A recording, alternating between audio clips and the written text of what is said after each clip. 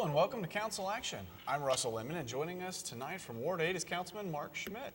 Good evening, Russell. How you doing? I'm doing well. I'm doing well, Mark.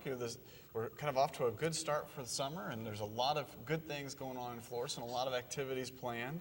There are. Despite the short meeting tonight, things really are going great for Florissant. We do. It's a little slow as far as city council goes, but sometimes that's not a bad thing. That's right. That's right. Well, let's talk a little bit about today's meeting. We'll give a quick synopsis of what happened for the public watching tonight. Hearing from citizens. Now, we've had this gentleman and a couple others come forward over the last couple meetings talking about Florissant's breed-specific ordinance against the housing of a pit bull. Correct. A few years back, City of Florissant passed an ordinance, City Council, I should say, passed an ordinance prohibiting the occupying or owning of a pit bull in the City of Florissant city limits. And it's come under fire a little bit from some advocates against this breed specific, that it really shouldn't be breed specific. There's pros and cons both ways. When the City Council adopted this, we spent a lot of time going over it and talking about it, going over the police reports with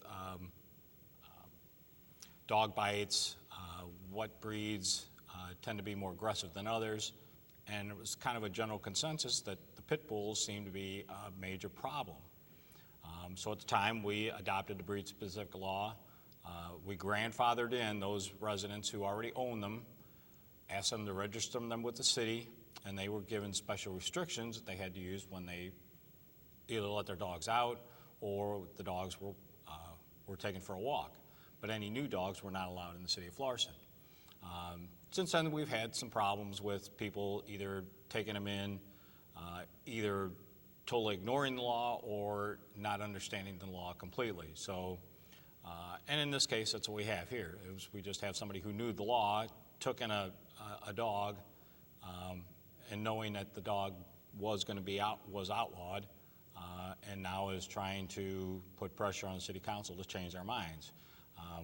We'll probably discuss it in the future here and decide what we want to do, but as of right now, we still have, that law is still on the books. So I know the mayor has granted her a 30-day extension, but it is up to her to go get DNA testing from a licensed vet to prove that the dog is not either partial or full-bred pit bull, or American Stratford Terrier is what that commonly is going by. So that's kind of where we stand on that right now. And when the council determined that the burden of proof should be on the resident versus the council, what was the thought process there? Just that the resident should, if the resident wants to keep the dog and is convinced that the dog is not, then, I mean, it's up to them to, the burden of proof is on the owner to have the DNA testing. Okay. We also had a citizen come up just to talk about vacant homes in Florissant, and the grass is growing. We've talked about that in the last several shows. Where get out there and cut your yard. Maybe you need to cut your neighbor's yard too, just to help your yard look better. But we're having some vacant home issues. That's not new to Florissant. It's not new to Florissant. It's not new to North County in general. It's not new to the city of St. Louis. It's not new to the county as a whole. Vacant houses are a problem everywhere. Every ward has them. Some are worse than others, and we're trying to get a handle on it. We do have some laws on the books protecting the city as well as our residents from them, or in spite of them.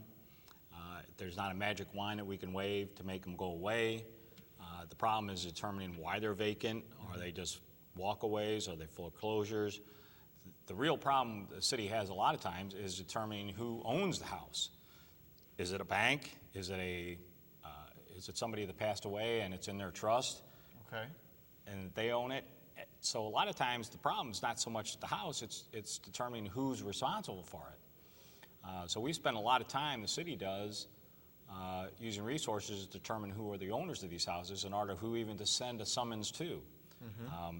So it's a problem, and it has been for the last few years. We have set up a housing committee consisting of, I believe it's Jackie Pagano, Tommy Cyan from Ward 9, and who else is, oh, Timmy Jones. Tim Jones from Ward 2 are on that particular committee to look at our existing ordinances. Are they enough? Are we enforcing them? Do we need to do a better job of enforcing them? Are there other ordinances that might help us out even better? So they're going to take a look at that with administration and our housing code inspectors and see if we can't come up with something that, more tools that we can give them to enforce or enhance our ordinances that we already have. So we're going to do that. It's an ongoing battle. I don't know how else to do it. Like I said, I wish there was a magic wand we could wave and that they all go away, but right now they're not. So we've got to deal with the ones we've got, and we're trying to deal with them. So, is there anything that the neighbors of these properties could do to help the city and maintaining or watching, or is there any more involvement that they should do? That's the biggest thing I can tell them to do is keep an eye on the house. If you see a problem with it, if you see it really going into disrepair, please give the city a call and let us know. A lot of these houses, the city already has a list of. We know what ones are vacant, but we can't watch them 24/7. We can't keep an eye on them all the time. A lot of them we go out and cut the grasses on. I know that. We do that. But just keep an eye on them. If you see anything suspicious with them, if you see a window broke on them, if you see a door ajar, please call the police. Let them know. We're trying to protect our housing stock, and if we can't, we've got to do it with the vacant houses just as well as everyone else. So if we don't, we're going to be in trouble. So yeah, just keep an eye on them. That's the best advice I can give the citizens. So yeah, please do. We also had a visit today from a previous council member, Missouri Representative Keith English showed up tonight just to talk a little bit about the closing that he's working on.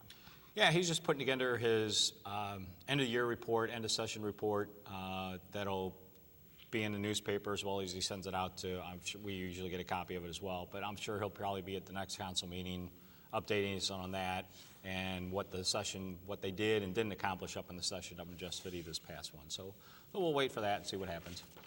There were no public hearings tonight. We'll move on to old business. There were 3 second readings that all passed. We had a tax increment financing with the Coke Plaza redevelopment area. That was dissolved. Talk a little bit about that, if you would. From my understanding, it was just a tax increment, a TIF that was done years ago. It's finally at its end of its lifespan, so there's no need to have it.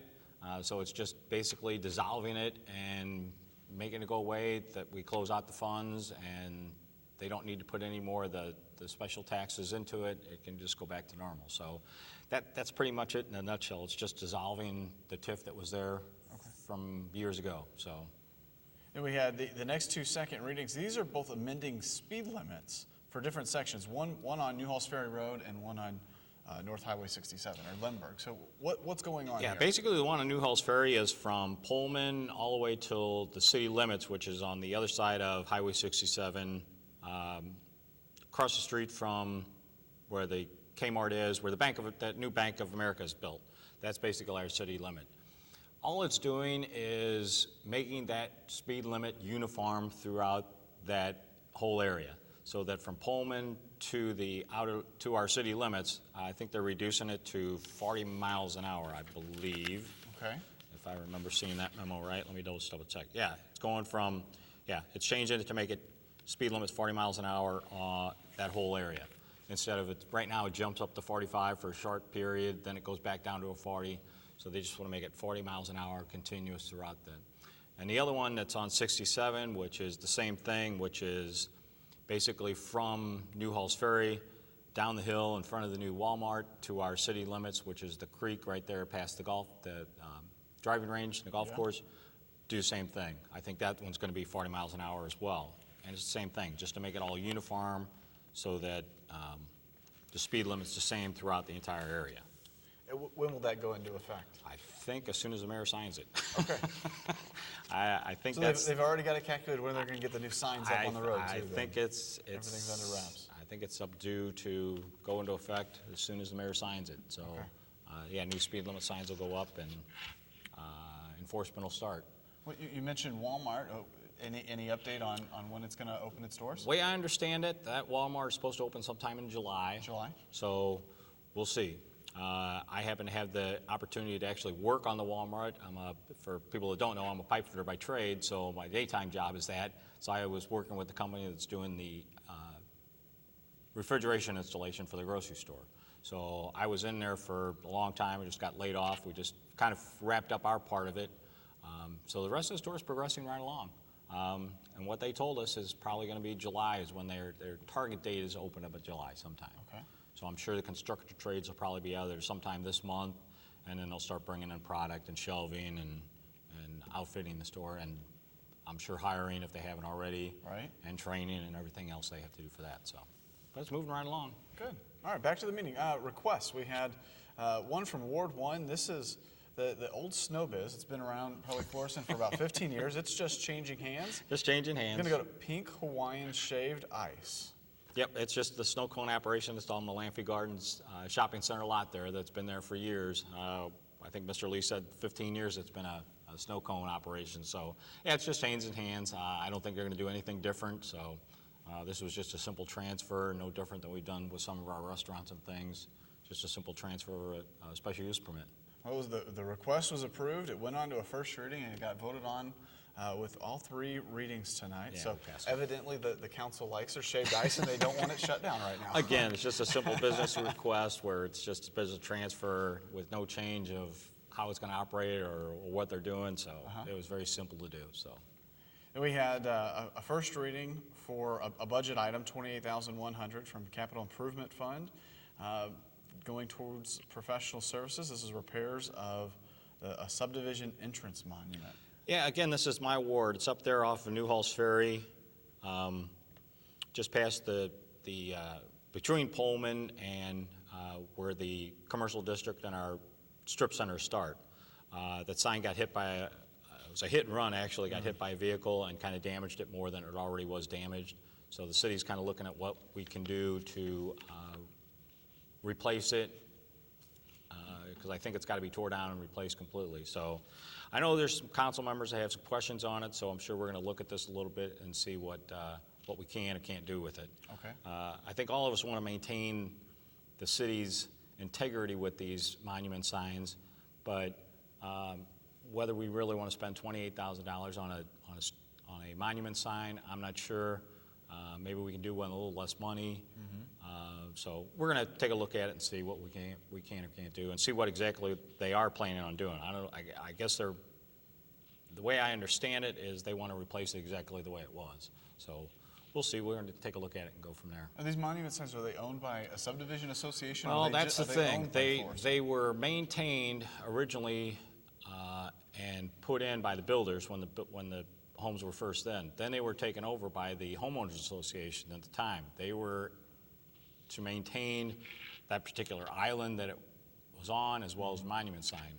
Well, a lot of these older subdivisions, the home association has basically kind of gone through transitions where it's just kind of faded away. Nobody's taking it over. There's no funds available. So many people have moved in and out, and books haven't kept right. So they're basically really, I know in this instance, there is no homeowners association anymore. There is no money. So a lot of these the city has done. We've done 2 or 3 of these already throughout the city where we've replaced some of these monument signs. Probably most notably the ones Mollering Farms, the ones down right by Fisher's. Yes. We replaced those, the brick monument that stands up there. So it's not unheard that we haven't done them. I'm just not sure that, the council's ready, that we really want to spend $28,000 on one. Just for a subdivision to, say its name. So we're going to take a look at it and go from there. Okay. Well, there's a first reading tonight also on a capital addition. This is $270,000 from the Park Improvement Fund. This is going towards the lights at the ball field.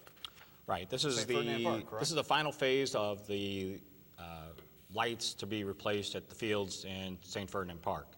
We've done 2 phases already. I think this is the last phase, the last 2 fields that need their lights replaced.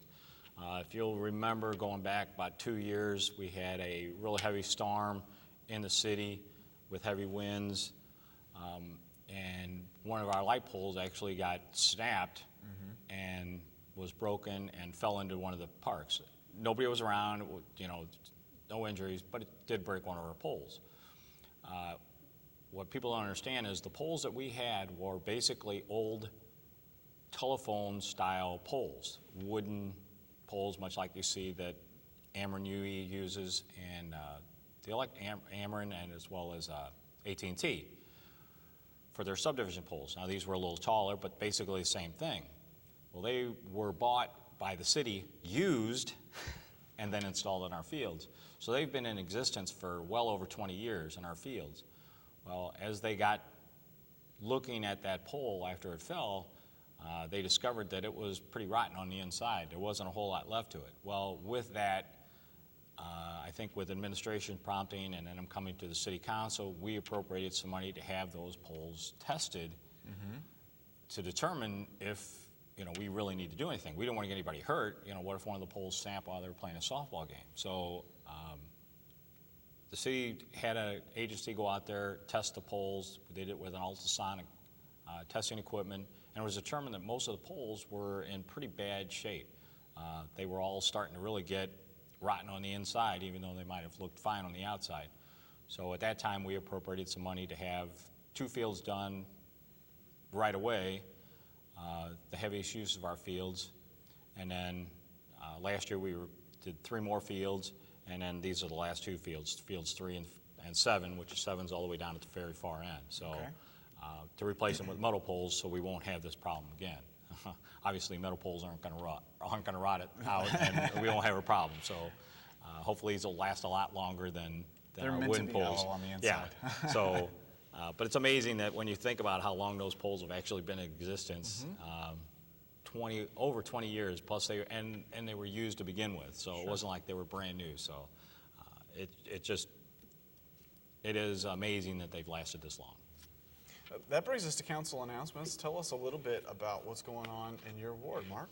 Well, the biggest announcement we have is our annual picnic that's coming up, our 3rd annual barbecue picnic that's coming up June 25th. It's a Thursday evening from 6 to 8. It involves wards 5, 7, 8, and 9. So it's 4 wards that we've gotten together in the last 2 years, and this will be our 3rd year of doing this. We have traditionally done it at Dunnigan Park, right there in the corner of Pullman, St. Anthony, and Parker Road. And it's always been a well-attended party. First year was just amazing. I don't think any of us really would have believed that we had that many people show up. Last year we ran into a small problem that we had some heavy-duty rain. We had to quickly kind of change venues, and we went up to use the skating rink up at Egan Center, which worked out wonderfully. So that's our backup plan this year. If we should run into some rain on that evening, we've already told people that's a backup plan. So if it's raining and you happen to go by the park and you don't see anybody, just head right up to the James J. Egan Center at the ice rink, and we'll be up underneath that pavilion. So, but it's always worked out good. We've always had department heads up there. We have the police departments around. The mayor usually stops by. Most of the council people have stopped by from the other wards as well. So if you've got a question, you just want to talk, the main thing is it's coming out and meeting your neighbors. Come out, bring a lawn chair, grab a hot dog. I think Jackie's even thinking about doing hamburgers this year, so we're talking about it, see if the budget will support that. But yeah, come on, get a little bite to eat, meet your neighbors, talk to your councilman, meet your councilman, councilwoman. It's just a good time. It really is. It's a nice way to get together and just enjoy the evening and everyone's company. It's like I said, it's really turned out to be a very nice thing the last couple of years. Perfect. Well, it was mentioned tonight, make sure you donate to team. They're always looking for good canned goods. Always. Watch out for street lights. Report them if they're out. That just goes to the safety of Florissant. The more lights you have on at night, the safer it's going to be. Exactly. And it sounded like the golf tournaments at the Florissant Golf Course are going really well this year. I just had the opportunity to play in the Chambers this past Friday along with Mr. Schuldroth and Mr. Pagano and the mayor. We played as a foursome, and wasn't one of our better days, but the weather was beautiful. If people would have said that you would hold a golf tournament that Friday after everybody knows it stormed and poured like crazy early in the morning, that the clouds just opened up and the sun shined, and we had a great day. It was really a good tournament. The course is in great shape. If you haven't gone out and played it yet this year, get out there and play it. It's in really great shape. It's beautiful. So, yeah, and they're getting a lot of tournaments, so it's getting a lot of play. You know, some of the other things that's going around in town too is we got the food trucks coming back in town. That's right. When are they going to be? That is June 18th up at the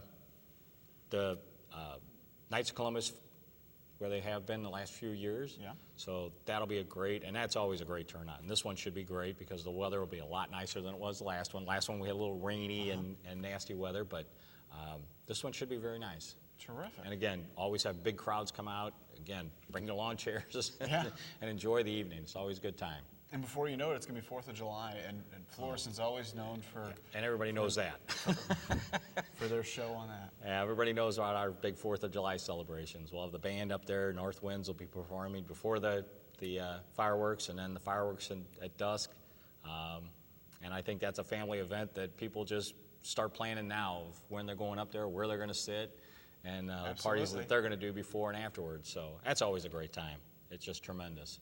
Well, Mark, appreciate your time with the show. Any last bit you'd like to let the residents know about? No, just come on out to the barbecue June 25th. We're looking forward to everybody, the 4 wards, 5, 7, 8, 9. And then, like I said, even if you're from the other side of the city in one of the other wards, hey, stop by. Your councilman will probably be there.